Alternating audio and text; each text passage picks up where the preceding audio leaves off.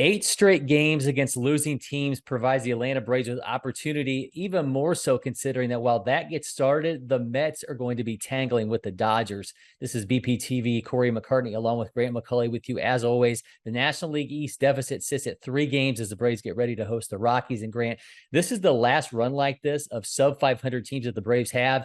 And to dive headfirst into the cliches, I mean, it's really a stretch where they have to take care of business. Yeah, they really do. And we've seen them do a really nice job of beating the teams they're supposed to beat this year. Of course, you're going to have weekends against tougher teams like they had in St. Louis that things just don't go your way for a variety of reasons. But this is also the time of year where you can't spend any time being down about losing that. You're going to have to turn that page very quickly and take advantage of the day in front of you. And I think the Braves do a nice job of that and have over the last, 4 or 5 years now since they've gone in their run. And this is the time to make up some ground if possible, particularly with the Dodgers up at Citi Field to take on the Mets. And you got 3 games against the Rockies, but they were a team that tried to help the Braves out a time or two up in New York, and they did shut out Max Scherzer and company on Sunday. But the Braves weren't able to take advantage of that because of what went wrong against the Cardinals. Now they have their chance right here with the Rockies to beat up on this club and see if the Dodgers, a team that seems to really not like losing, can maybe not lose most of their games against the Mets, if not grab a series sweep, though that I think will be tougher than beating up on the Colorado Rockies, which is more what we're talking about. So the Braves had a streak of 5 straight series wins snapped, and again, that loss there in St. Louis. The pitching matchups as they try to start another streak against the Rockies is going to be Max Fried against Ozzie Albies, who we know is not Facebook friends with Ronald Acuña Jr., and then it's Kyle Wright against Ryan Feltner and Raps with Spencer Strider and Chad Kuhl. This is a 25th ranked offense from Colorado, which seemed to be fodder for each and every one of these Braves pitchers. Colorado hitters have a collective 113 average and 320 OPS against Max Fried, just one extra base hit, by the way. Strider allowed just 1 run against them back in June. And the only Rocky who has faced Kyle Wright is Chris Bryant, who is currently on the IL. And this may be the league's worst fastball hitting team in the National League anyway. Only the Pirates and Marlins are worse in terms of weighted runs, fastball runs against average. They saw Strider in just his second start, Grant. I would anticipate with the run that he's been on, he's going to put on an absolute show in this series. Yeah, and I remember that start in particular was really one of the only ones we've seen Spencer Strider struggle to walk batters. I don't think that'll be quite in play because we're not talking about Coors Field this time around, but you want a fastball, it doesn't get much better than the one that Spencer Strider's working with, and that's what he likes to do is fill up the zone with that fastball and then use that dynamite slider to rack up strikeouts. I would imagine that would be on tap for his start against Colorado this time through. Max Fried has been pitching extremely well, particularly since coming back from the injured list stint that he had for that concussion IL. And then Kyle Wright, after having his start skipped and needing maybe a little bit of extra time to deal with arm fatigue, he has not looked fatigued whatsoever in his last go-round. So these are 3 guys that you want on the mound if you're trying to win each and every game. And I think these are 3 guys that, against an offense like the Rockies, should go out and have a pretty good night at the office. Now we just need the Braves offense to wake up, maybe score some early runs and put these games away so that if you are into the whole scoreboard watching thing, you can do a little bit of that this week as well. I will mention, though, that the Rockies are pretty good against the curveball. Weighted curveball runs are actually one of the top 6 teams in baseball, so maybe a little something to watch there, especially in those Fried and Wright starts. Switching gears, Ozzie Albies has been out since fracturing his foot on June 13th. He is expected to begin a rehab assignment this week, creating a whole lot of potential roster machinations when the 2-time All-Star does return. There's the obvious of Vaughn Grissom doing very well, both offensively and defensively, and Albies' position at second base. It's highly unlikely that Vaughn Grissom is going anywhere anytime soon. Look, it was on everyone's mind once Grissom started hitting, the question of how was this all going to work, keeping the 21-year-old bat in the lineup. Brian Snitker likes to call them good problems to have, Grant, but the good problem is still a problem, and it's one that's going to need answered very soon.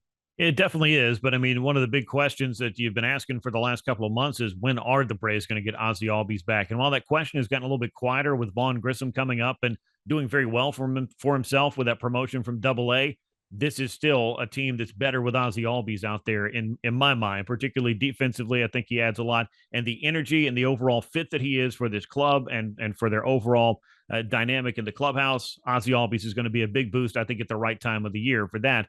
Now, Vaughn Grissom has cooled off a little bit at the plate. You may have noticed that. There have been a few more hitless days, and I don't think he's been dragging it out into the field or making a bunch of bad plays or anything like that. In fact, I feel like he's done an admirable job, especially being called on in what I would say was a bit of a surprise promotion for most, if not everyone, including the man himself. But as you look at some of those other decisions that are going to have to be made, I mean, you've got some DH at bats here and there that are going to be available. I think William Contreras is going to fit into that mix on days that he doesn't catch.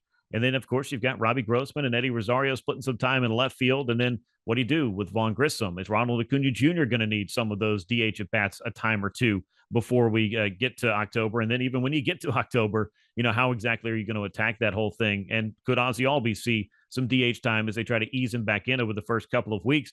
These are a lot of good problems, but nonetheless, it's going to be, I think, a roster crunch. And oh, by the way, you've got Orlando Arcia on a rehab assignment who's going to be back at some point too. So a lot of roster decisions to be made for Alex Anthopoulos, Brian Snitker and company. And in terms of how you use them, how you deploy them, they are the best kinds of problems, but they are going to have to figure out a working plan for all these moving parts. Yeah, I mean, I could easily see Albies and Grissom splitting time between second and DH, at least at first. I mean, until Albies gets, back into a little bit of the flow of game time. But I mean, I know there's a lot of talk about throwing Vaughn Grissom in left field. In my opinion, it's a lot to ask a 21-year-old in a pennant race to learn a new position come September, but he's already been playing out of position anyway. So what do I know? I'm not a major league manager. But the September 1st roster expansion does help a little bit here. Obviously, you mentioned Orlando Arcia on the way back. I think a lot of people, though, are going to be thinking this might help things a little bit further, in terms of deciding a little bit quicker what the future is going to be for Marcell Ozuna when it comes to his role here in Atlanta. Ronald Acuña Jr. played in just one game in St. Louis, missing the second and third games is what he disclosed as intense pain in his surgically repaired right knee. He noted he's just kind of taking it easy, just trying to get away from things a little bit. Nobody seems concerned, Grant, but let me ask you this. The postseason format, because of the added team, won't have any off days during the best-of-3 wildcard series, which, unless they can catch the Mets, the Braves are going to have to play in. There's also no off days between games 4 and 5 of the LDS and the LCS. There may be normal aches and pains that come with what Acuña is dealing with. I've not been through a knee injury like this, but what's the concern level in terms of how much of a concern this is if he's missing time now when the games really are going to matter here in just a few weeks? Well, I think it's still on the lower scale. I mean, maybe it tops out at about a 3 or a 4 right now. And maybe if you're ultimately more pessimistic, maybe you can say it's somewhere in the middle of a 1 to 10 scale. But I don't feel like he'd be on the injured list if you needed to be more concerned with that. I don't think the Braves would be playing any games if they felt like, hey, there's something structurally wrong here. He's not checking out well. He can't run. He can't walk. You can't use him at all. If it's going to be that kind of a liability, because we are talking about your legs here. We're not talking about, trying to grit your way through a number of other maladies that players right now are dealing with in order to play every single day, coming in, getting treatment, and just trying to be out there for their team. But I also feel like, the best way to approach it right now might just be to have him get off his feet and take a couple of games off. I can't help but wonder what those games in St. Louis would have looked like, but there were a lot of things to wonder about when it came to Saturday and Sunday's games in St. Louis, as it turned out.